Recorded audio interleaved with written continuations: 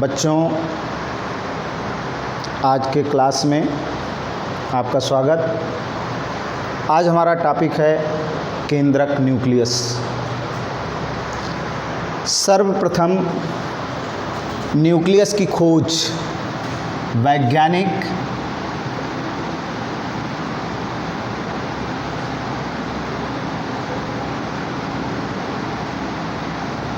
Robert brown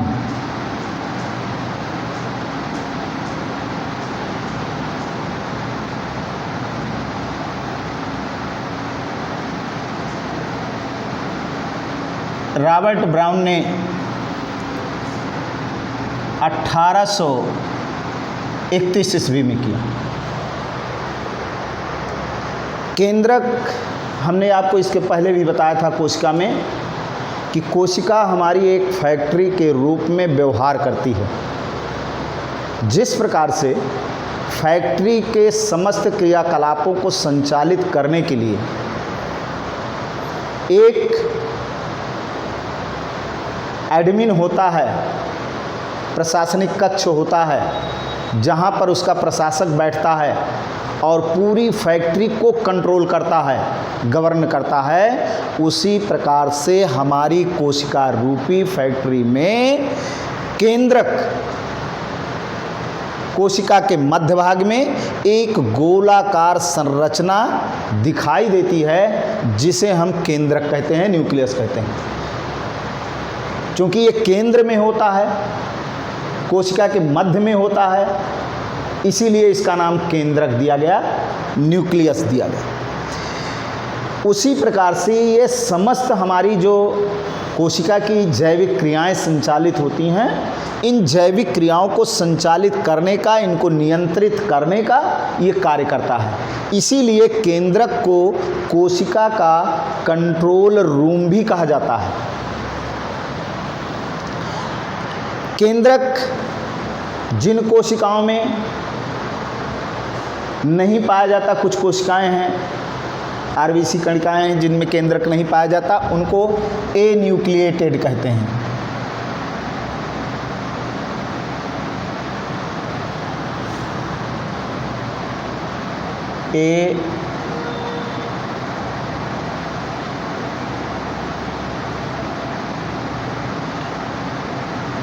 एन्यूक्लिएटेड कहते हैं।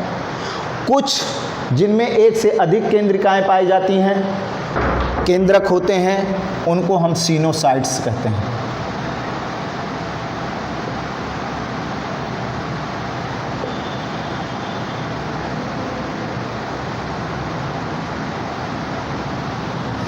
अगर हम इस संरचना के आधार पर देखें तो संरचना के आधार पर इसके मुख्य हमको 4 पार्ट दिखाई देते हैं।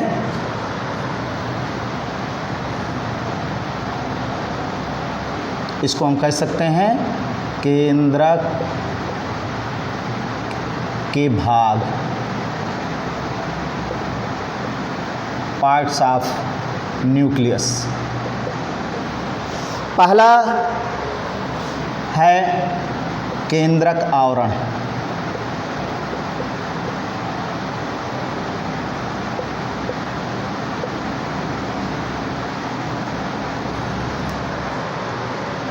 दूसरा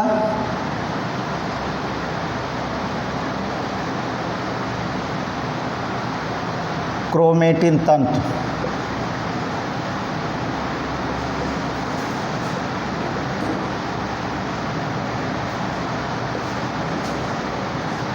और तीसरा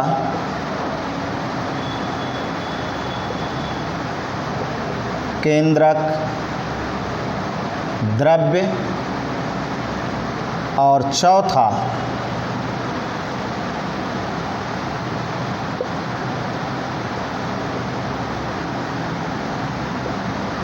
केंद्रिका। ये 4 पार्ट हैं, इसके 4 भाग हैं। सबसे पहला भाग हम देखेंगे केंद्रक आवरण। आप देखें कि इस गोलाकार संरचना में, जो कि ये कोशिका द्रव्य में केंद्रक हमारा निहित होता है, उस गोलाकार संरचना में दोहरी झिल्ली से ये बना हुआ, घिरा हुआ आपको भाग दिखाई दे रहा है, इसी भाग को हम केंद्रक आवरण कहते हैं। ये आपको इसमें केंद्रक आवरण दिखाई दे रहा है, ये दोहरी झिल्ली का बना हुआ होता है। इसके अंदर क्रोमेटिन तंतु, केंद्रक द्रव्य और केंद्रिका, ये सारे चीज इसमें निहित होते हैं। केंद्रक आवरण पर जगह जगह आप देख रहे हैं छोटे छोटे छिद्र दिखाई दे रहे हैं, इन छिद्रों को हम केंद्रक छिद्र कहते हैं। केंद्रक छिद्र का कार्य क्या है कि कोशिका द्रव्य और केंद्रक द्रव्य के बीच, यानी केंद्रक के बीच जो पदार्थ हैं, उन पदार्थों का आदान प्रदान इन्हीं छिद्रों के माध्यम से होता है, छिद्रों के द्वारा होता है। अगर ये छिद्र ना हो तो कोशिका द्रव्य से केंद्रक के अंदर कोई भी पदार्थ ना तो अंदर जा सकता है, ना केंद्रक से कोई भी पदार्थ बाहर आ सकता है। इस प्रकार से जो है ये आपका केंद्रक आवरण और केंद्रक छिद्र। दूसरा पार्ट आता है क्रोमेटिन तंतु। केंद्रक के अंदर केंद्रक द्रव्य में निहित आपको देख रहे हैं पतले पतले बाल के आकार की उलझी हुई ऐसे तमाम ये संरचनाएं दिखाई दे रही हैं। इन संरचनाओं को क्रोमेटिन तंतु कहते हैं। ये क्रोमेटिन तंतु न्यूक्लियोप्रोटीन के बने होते हैं। न्यूक्लिक अम्ल और प्रोटीन, तो दोनों को मिला करके न्यूक्लियोप्रोटीन कहते हैं। न्यूक्लियोप्रोटीन के बने होते हैं। इसमें एक तंतु को हम क्रोमोनिमेटा भी कहते हैं।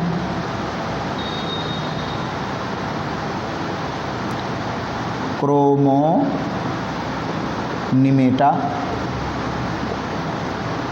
एक तंतु को हम क्रोमेटिड्स भी कहते हैं।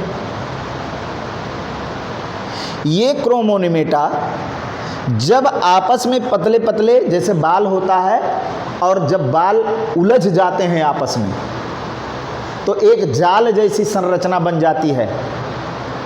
उस जाल जैसी संरचना को हम क्रोमेटिन जाल भी कहते हैं।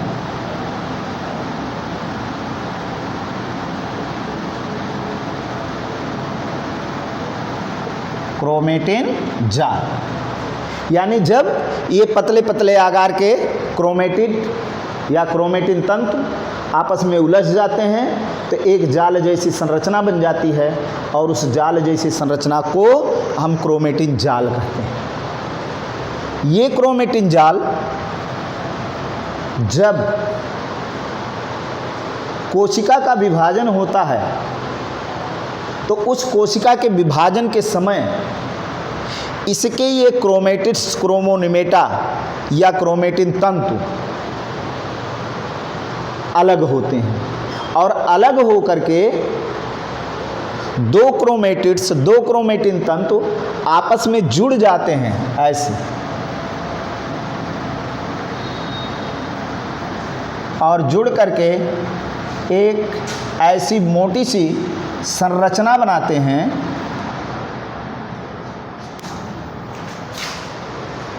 ये जो मोटी सी संरचना बनाते हैं, इसी संरचना को गुणसूत्र कहते हैं। इसी संरचना को गुणसूत्र। बच्चों, इन्हीं क्रोमेटिन तंतुओं से ही गुणसूत्र का निर्माण होता है, और ये गुणसूत्र आप जानते हैं कि गुणसूत्रों पर, जिनको हम क्रोमोसोम्स कहते हैं, ये हमारी कोशिका में निहित होते हैं। मानव कोशिका में आपने पढ़ा भी होगा कि गुणसूत्रों की संख्या कितनी होती है? 46। ये आपको जब कोशिका में शुरू में पढ़ा रहे थे तो बताए थे 46 होती है। यही जब हमारे जननिक कोशिकाएं आती हैं तो इसमें इनकी संख्या आधी हो जाती है, 23 हो जाता है जननिक कोशिकाओं में। तो ये गुणसूत्र का निर्माण होता है। अब इसके पश्चात केंद्रक द्रव्य आता है। केंद्रक द्रव्य, केंद्रक के अंदर अर्धतरल, पारदर्शी, कणकीय ये पदार्थ आपको जो डॉटेड लाइनों से दिखाई दे रहा बिंदिया बिंदिया, ये पदार्थ भरा होता है, उसको हम केंद्रक द्रव्य कहते हैं। इसी केंद्रक द्रव्य के अंदर आपका क्रोमेटिन तंतु, आपके न्यूक्लियोलस जिसको आप केंद्रिका कहते हैं, ये निहित होते हैं और समस्त प्रकार की क्रियाएं जो हैं इस केंद्रक द्रव्य में चलती रहती हैं। तीसरा पार्ट आपको आता है, चौथा पार्ट है बच्चों केंद्रिका, जिसको हम न्यूक्लियोलस कहते हैं। इस केंद्रिका की खोज जो है, इसकी खोज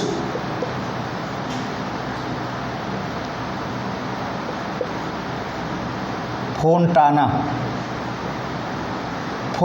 नामक वैज्ञानिक ने किया।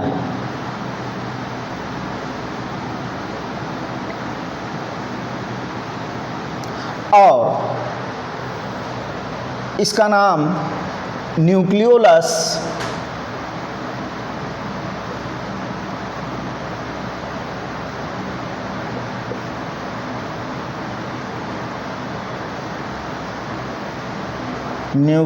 नाम दिया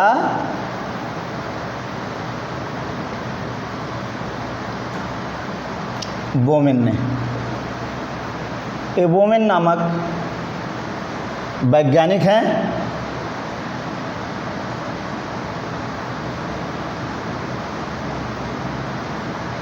इन्होंने इसका नाम दिया। ये केंद्रिका जो है आरएनए और प्रोटीन के बने होते हैं, जिसको हम राइबोन्यूक्लियोप्रोटीन कहते हैं। इस राइबोन्यूक्लियोप्रोटीन का जो मुख्य कार्य है, राइबोसोम्स द्वारा प्रोटीन संश्लेषण करना, ये बहुत बड़ी भूमिका निभाता है। इसमें आपको हमने जो बताया, ये धुंधली आकृति की देख रहे हैं आपको, केंद्रक के अंदर ये गोलाकार 1 से 2 की संख्या में ये आपको गोलाकार ये धुंधली आकृति की संरचनाएं दिखाई दे रही हैं। यही धुंधली आकृति की संरचनाएं जो हैं, इन्हीं को हम केंद्रिका कहते हैं। ये आरएनए और प्रोटीन की बनी होती हैं। इस प्रकार से इनका राइबोसोमल जो है द्वारा राइबोसोम्स का प्रोटीन संश्लेषण करना इनका मुख्य कार्य हुआ। इसमें एक बात और आप समझ लीजिए कि ये जो क्रोमेटिन तंतु है, इस क्रोमेटिन तंतु का जिसके द्वारा गुणसूत्रों का निर्माण होता है, तो इसमें हमारा न्यूक्लिक अम्ल होता है। न्यूक्लिक अम्ल आप जानते हैं कि 2 प्रकार का होता है।